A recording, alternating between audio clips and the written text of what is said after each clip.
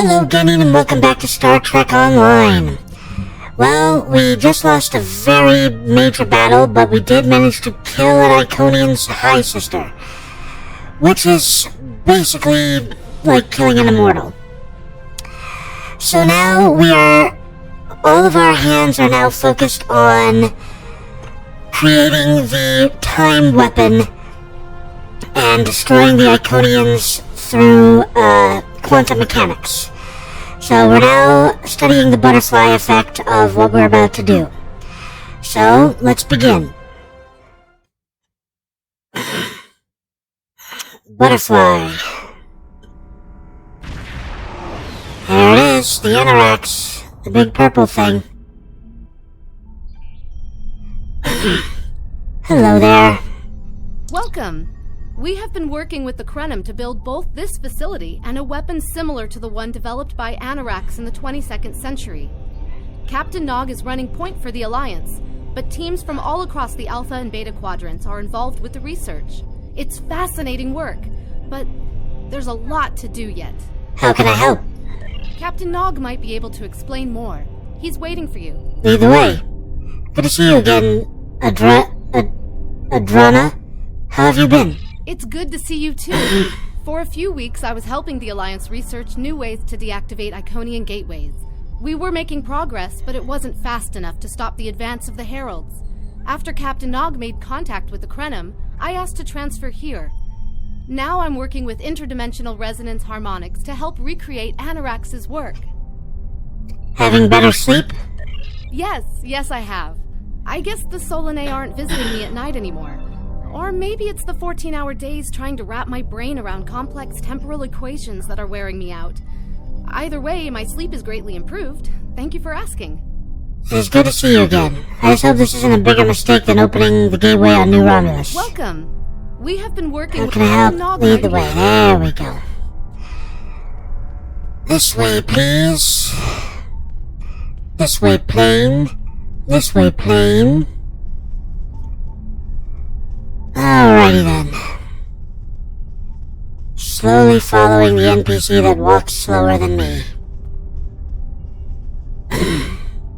Alright, let's speak with Captain Nog. I wish I was seeing you under better circumstances. We've managed to make a prototype of the Krenim weapon in Anorax's records, but we have not attempted to use it yet. Time isn't something you mess around with, so we have been conducting simulations here of possible incursions, as well as developing new ways to protect and store data on various timelines. Okay. Can you explain the process to me? How is this different from going back in time, changing something, and creating an alternate timeline? When we talk about time alteration, we're specifically referring to the Krenim weapon's ability to remove something from time. Anything, from a single molecule to an entire civilization. It's as if the target of the weapon never existed at all. So it doesn't just move something, it deletes it. Correct. The changes ripple out from the incursion point and result in a new reality where the target no longer exists. This does mean that the ship must be able to fire on a target. The details are a bit more complex, of course, but that's the main difference from conventional time travel. And no one has a problem with this. Temporal agents from all three factions are watching everything we do carefully. That's one of the reasons we're running holodeck simulations first. Between you and me, I'm glad they're here. The Krenim are a little too eager to use the weapon. Time manipulation is a very delicate operation under the best of circumstances. We can't just start shooting things out of existence and hoping it all works out for the best. I agree, Captain. I wish I was seeing you under better circumstances. What about just removing the Iconians from the time stream? Weapon in Anorak. That was the first simulation we tried. The results were fairly catastrophic. Catastrophic? Without the Iconians, the first development of warp technology by other cultures in the Alpha Quadrant is severely delayed, by about 50,000 years. Removing the Iconians would change everything we know. We would eventually develop warp travel, right? It seems inevitable. Let me put it this way. In one version, the Day Ones eventually rise to power and conquer most of the Beta Quadrant. They are forced back by the Vulcans, who never embrace logic, and later enslave much of what is now Federation and Klingon space. I can see how this would be a problem. I'm not done yet. The Herc never developed warp technology at all, so they never invade Kronos and unite the Klingons as a warrior culture. When the Vulcan Star Empire finds the Klingons in the 22nd century, they were mostly farmers who had made some advances in epic poetry. By the present day in this simulation, the Vulcan Star Empire is locked in a to-the-death struggle with the Dominion. I get it. Removing the Iconians directly is a bad idea. I wish I was seeing you under better circumstances. Sheila said something about the Iconians and time travel. Is that important? Oh, that the Iconians can't time travel because it unravels their minds. She was being dramatic, but she was essentially correct. When most humanoids time travel, they retain the memories of their timeline of origin. So you realize when things have changed. Iconians are at least partially energy beings. You saw that when Matara was able to use her own power to open gateways. And their brain structure is very different from other humanoids. As far as we understand, if an Iconian traveled back in time, their mind and memories would reshape to fit that time, so they would retain no memories of the present. They don't use time travel because it would literally be taking a step backwards. I understand now, thank you. I wish I was seeing you in other circumstances. Protect what we know? Once we make an incursion, anything not protected by a temporal shield will conform to the new timeline. That includes all of us once this mission is over. We won't remember the Iconians, the war, or anything that changes in the new timeline. Clouda has been leading the work to create a shielded computer core to hold all the data we currently have. A time capsule, I guess you'd call it. The core needed to be shielded forever? Correct. This isn't the sort of sacrifice we'd expect any personnel involved in the incursion to make. So we've built a computer to retain the information for us. We'll know what happened before, even though it essentially will have happened to someone else. Understood. I wish I was seeing you under better circumstances. Alright, do you have any idea on when to make a temporal incursion? We've tried a different number of scenarios, but only in the holodeck. Direct action against the Iconians is proving to be problematic, because so much time has passed since they were first a great power. Incursions that far back in time must be carefully planned, or the fallout of even minor changes can ripple across reality. We have, however, seen some promise in trying to delay their arrival. That's just delaying the inevitable for a few years. Actually, it would be closer to a 700-year delay if our calculations are correct. The Iconians have had 200,000 years to build their fleets, but we're catching up to them. We've already seen what the 29th century technology can do. Imagine what we'll have in the 32nd century. So we'd be on a more equal footing. Exactly. The other potential solution is to cut into their current power base. What if the Iconians never allied with the Alachi or the Solanae? We wouldn't be facing the trouble we do now. What are your best scenarios? The three most promising incursions each follow one of these tactics. My teams have been running simulations and refining their targets, but I'd like you to assist them using a special quantum recursive algorithm. Our simulators can run the outcome of a possible incursion on the holodeck. Interacting with that simulation will give us more data than just crunching the numbers. We need to really interact with it to see what reality would look like, and for that, I need someone like you with field experience. Not sure about changing time, but simulations can't hurt. Alright, let's see, investigate Alteration Alpha. Speak with Alpha Team Leader Sofit. Hi. Hello. Please allow me to explain what we're doing here. We've determined that if we remove a specific series of stars from the Beta Quadrant in the distant past, a rogue planet will enter the Iconia system and cause massive geological damage at about the same time the planet was bombarded by the Iconians' enemies. The technological buildup of the orbital bombardment that destroyed the Iconian civilization will still happen, but the Iconians themselves will have to deal with a natural disaster, not a war. And you think this is better than a war? Maybe the survivors of a natural disaster, if there are any, won't be so vengeful, and none of the stars we will remove have planets with the possibility of developing life. The overall effect on the galaxy is minimal. It's a painful path, but it could be the one that leads to peace. I don't know if I like the idea of removing entire stars. Seems rather extreme, doesn't it? If this works, it still won't avenge the fallen. This seems rather extreme, doesn't it? The number of stars we will have to remove is a concern, which is why we're trying this in a simulation first.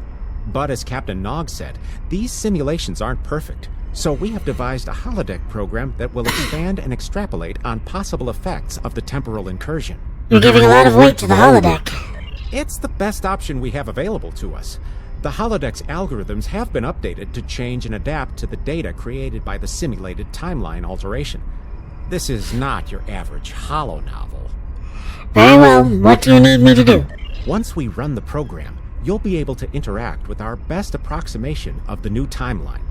Interaction with the holodeck components will allow the program to generate a more in-depth solution and give us a better idea of what to expect. We have set this simulation on a Federation starship patrolling the Sol system, and you are the captain.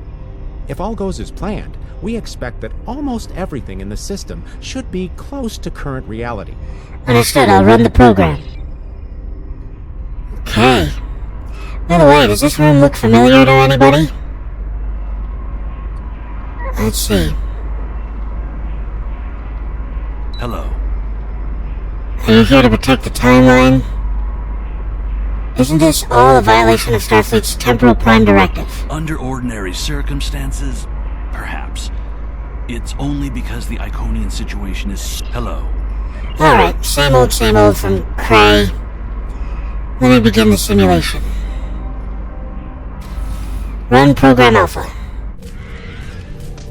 Well, this seems bad. Jem'Hadar, huh? Captain, you're alive! We repelled the intruders on the bridge, but the ship has taken heavy damage, and a lot of the crew are injured. What's the situation? Sir, I'm not sure this is the time. So many people are hurt, and most of the systems are offline. The life support is on backups, and our resources are down to nothing, and... I'll help the wounded, but you need to help me. What happened? The Dominion stopped firing at us when we lost weapons. Now they're focusing on Earth's defense grid, but it's only a matter of time before they return to finish us off. We'll stabilize the crew and fight back. This isn't over. Sir, I tried to fight them off, but the boarding parties, the Jem'Hadar, we have to stop the Dominion. They can't take Earth too. Don't worry, we'll stop them.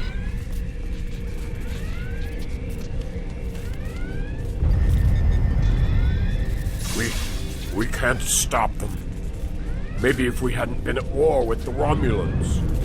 Maybe if the Klingons hadn't ripped themselves apart. I'll be fine, Captain. Just rattle. Go to sick bay if you need to.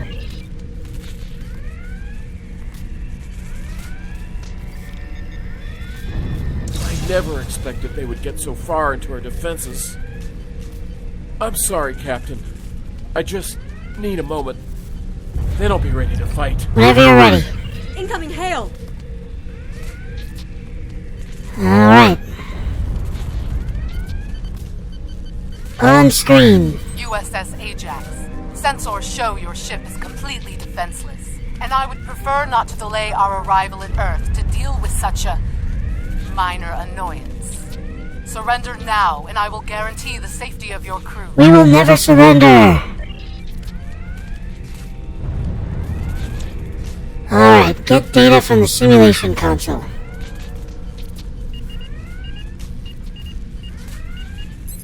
Warning, hull breaches on deck 4, 5, and 6. Emergency force fields engaged. Hull integrity 22.8%. Weapons offline, shields offline, life support, emergency backups engaged. Quadrant casualty report.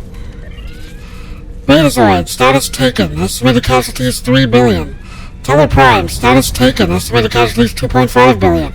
Vulcan, status uninhabitable. Estimated casualties 9.4 billion. Alright. Captain's personal log. Captain's personal log started 87319.0. We haven't seen the bulk of the enemy fleet in 3 days, but their scouts continue to harass us. Vulcan is lost, Andoria is in flames, Romulus, Teleprime, Beta Z, Trill, ashes. If the Romulans hadn't joined us, maybe this... If the Romulans had joined us, maybe this would have been different. The Klingons barely had enough ships left to patrol their home system. They weren't a threat anymore. We were offering friendship, but the Romulans refused us. And then the Dominion came and took everything. Okay. Scan for Iconian activity. Long-range sensors are offline. There is no Iconian activity in the immediate area. Okay, download all data. End program. Alright. That's not the door. That's the door. Well, that was fun.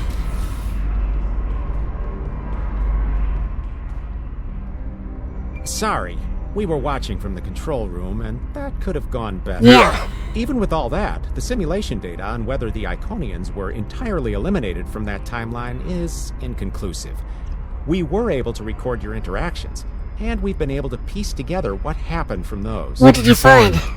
From what we can piece together, the Klingon Empire was never unified by its conflicts against outsiders, and the great houses turned on one another instead.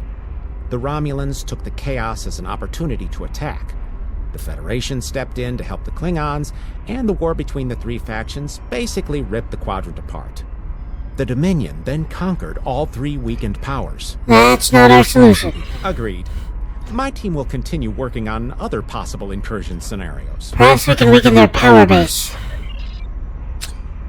Alright, next. Beta, Noi. Another one of you Voyagers? I don't know how you can help, but very well. My team is working on scenarios that reduce the Iconian power base. We're attempting to do so by fixing a mistake that Janeway allowed to happen decades ago. We're going to stop the Vaadwaur from being rediscovered. We plan to do this by preventing Voyager from ever coming into contact with underspace. This will prevent them from finding Vaadwaur Prime, and 7 of 9 will never wake the Vaadwaur. I suppose leaving the Vaadwaur in stasis will help the Krenim, too. None of us are going to survive if we don't try to repair the damage you've already done. The goal is to cause a solar flare that will force Voyager to divert from the course it was on when it stumbled into underspace. If it safely passes without entering underspace, it can continue on its trip home and bypass the Vaadwaur entirely. I suppose that might work. The simulation is set for the USS Voyager, which is fitting since they caused the problem in the first place. Our projections show that even if the Vaadwaur never return, your people will still find a reason to stick your noses into our business. So, we're attempting to see how the elimination of the Vaadwaur will change the formation of the Delta Alliance. You will be a member of the diplomatic team. I'll run the program. And Claudia? Cloda? Don't mind Noi. I think he partially blames people from your quadrant for some of the Krenin's troubles.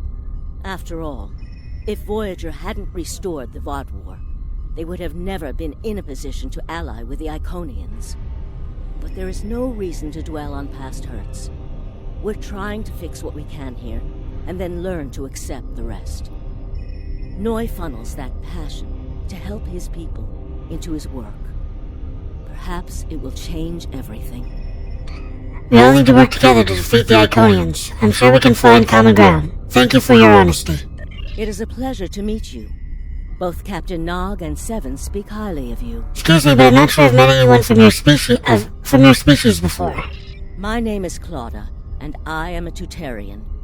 We're from a region of the Delta Quadrant Voyager never visited, so we haven't had much contact with species from the Alpha and Beta quadrants until now. However, my world has had close ties with the Krenim for several years. Now that they are actively pursuing temporal technology, I chose to join them and lend whatever assistance I can. I miss my home, but I've made a new one here. Meeting Noi has opened me up to a world beyond my own. I see. It is a pleasure to meet you. What do you do here? Captain Nog, I was on Kiana Prime with Noi when we received word of the Vaadwaur attacks. We had only hours to get the temporal equipment running and remove the population from the time stream. Since then, the focus of my work has been developing more stable data storage. We can see into other timelines, but we need a way to secure the data through temporal shifts, so we can preserve information about incursions and their effects.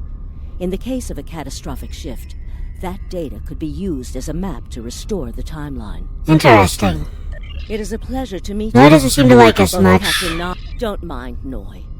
I think he partially blames Okay. you. It is a pleasure to meet Goodbye. Alright, let's run this simulation. So we're a diplomat, and we've diverted Voyager from ever awakening the Vaudouar. Okay. We appear to be in Voyager's, conference room, and there appear to be a bunch of arguing people. Talk to Ambassador Jiro Sugihara. This is an absolute disaster. I had thought that Admiral Tuvok was being pessimistic about the chance for success here, but now I think he was right. Alliance making isn't a quick process. No, it's not.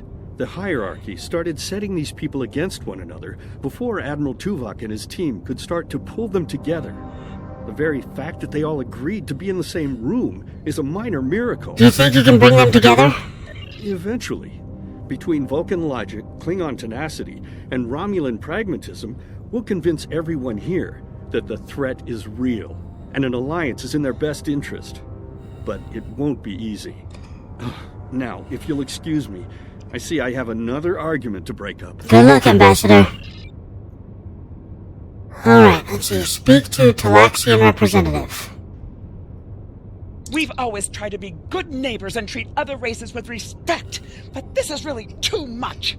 The Malon are using our system as a dump, and their trash isn't our problem. You have a right to be concerned, but please calm down. I should be shouting. I'm upset. The Malon are trying to force us off our beautiful new planet so they can turn it into something toxic. How would you like it if someone treated your ship like a garbage scow? Maybe you're right, I'd be angry too. We've always tried to be good neighbors and treat What do you other think races about the with hierarchy respect. becoming more This is aggressive? really too. The Malon claim the hierarchy are harassing them, but they're targeting our ships too. So I don't know what to believe. But there are rumors, traitor talk, you know how it is. But I've heard it a lot lately. They say the hierarchy are capturing people and selling them to another race for experiments or as food. Do you think that's true?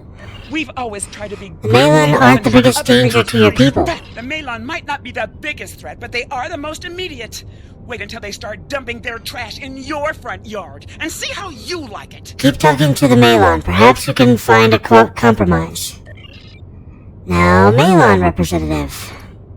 Are you here to preach about responsible waste management too? You can save it. I have a commitment to my people and my planet that supersedes any other concerns. The Talaxians are concerned about waste on their borders. How dare you dictate how we should behave? The disposal of hazardous waste is a noble sacrifice my people make on behalf of their families. Who are you to cheapen their sacrifice? What we do is none of your business. There are other solutions, but I see you're not interested. Are you here to preach about What do you think of the hierarchy? I don't want to talk about the hierarchy. They're nothing but trouble. That's part of the reason we're looking for new dumping grounds. I've lost too many ships in the past year. Half a generation of valuable and desperately needed haulers. They're just gone. And I know the hierarchy is to blame. I see. Are you here to... Maybe there's someplace else you can dump your waste without harming others. We don't need outsiders telling us what to do. If the Talaxians want to talk, they can come to us directly. Let me see if there's another way to get you interested in joining this conversation. Okay. Use the console to conduct research.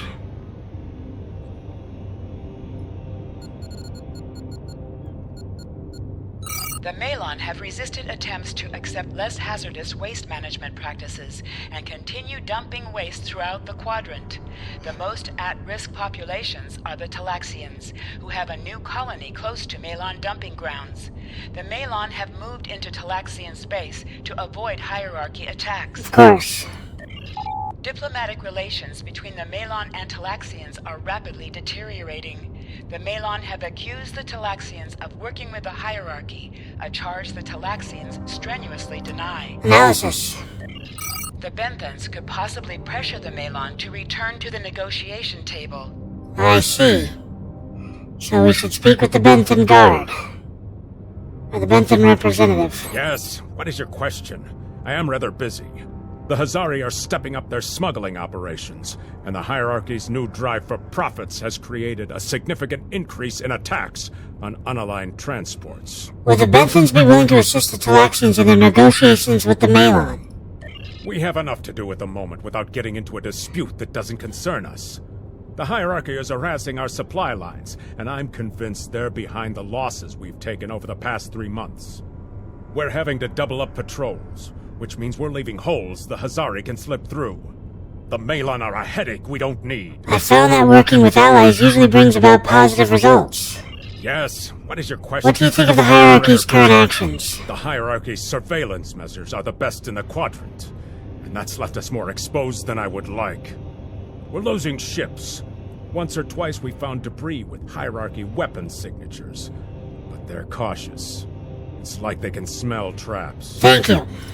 Yes. Sorry to trouble you, I'll talk to the Hazari. Good luck with that. The Hazari aren't interested in anything but making deals. This whole meeting is just a waste of time. Unity might work where you come from, but I don't have any reason to cooperate with criminals like the Hazari or thugs like the hierarchy. Maybe I can convince them differently. What do you want? Did the Benthams make you one of their little deputies? Or was it the Malon? Before everyone broke ties with the hierarchy, they told us what people say about us. Mercenaries. Honorless. Ha! They all deny it, but we know. Now we look out for ourselves. Would you be willing to pull out of Bentham space? No. We need to make a living, same as the rest of you. If the Benthams would take out the hierarchy on our borders, we wouldn't be forced to move into Bentham space. But no, they won't do that. They don't think mercenaries rate protection. Sounds like you should be working with the Benthams, not against them. What do you want? What do you think of the hierarchy? Troublemakers. They make our jobs harder and easier. They watch everyone. We used to trade for information from them, but now they won't sell. If we can capture one of their ships, it's like a treasure hoard of information. Makes hunting bounties real easy. But it's harder to take out their ships. I hear they're getting upgrades, and it's not just their ships. Stories going around about one captain whose arm was ripped off by a hierarchy commander. Used to be they'd run from fights. Now they start them. That doesn't sound like the hierarchy I know. What do you want? If that's how you think, I guess we're done. Fine. Run back to the Benthams. I'll be here if you want to talk business. Sorry, but I'm not in the market for mercenaries. Alright, back to Ambassador Sugihara. Unraveling this mess could take months. Years. You're right. You're the right man for this job, Ambassador. Off they all go. Alright, let's download the data.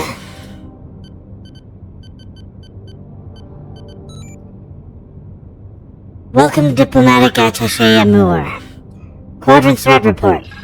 The number of planets the hierarchy have taken outright has increased 20% over the past 6 months.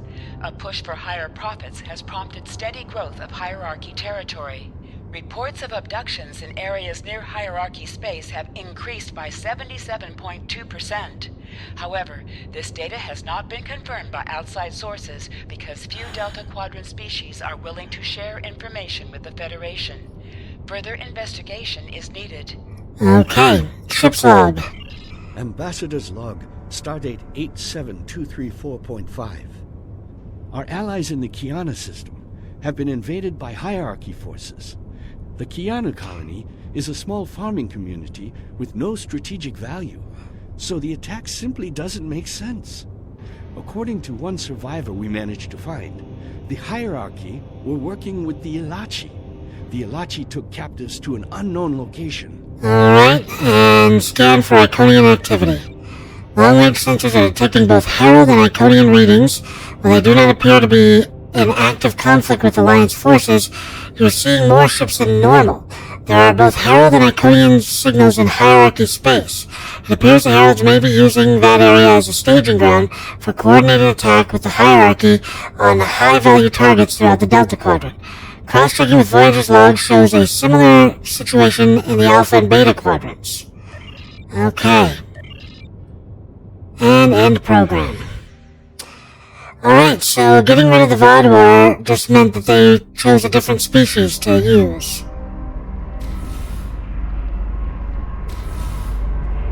Okay. Damn, that was useless. The Iconians were so determined to have a hold here that they simply found another species to fit the bill. Maybe if you had been a better negotiator, you would have been able to unite those representatives against the hierarchy. Then, at least we would have had a chance. And maybe we wouldn't. This scenario isn't as catastrophic as trying to remove the Iconians, but it's not exactly ideal either. We'll have to try something else. Yes, this isn't going to work. You must excuse my husband's harsh demeanor. This has been a very trying time for the Krenim. Thank you for helping us get this far. We'll keep working. Thank you, Clodagh. Trust my wife to be the voice of reason. Perhaps I was too hard on you. I just want to be able to fix all of this. We can't turn back time, but we can change it. Please speak to Gamma Team. Captain Nog thinks very highly of their plan. Thank you, I'll speak to Gamma Team. Alright, Gaming, thank you so much for joining me today, and as always, please like, comment, and subscribe. It really helps the channel out when you do that. And as I always like to say at the end of these videos, don't get assassinated!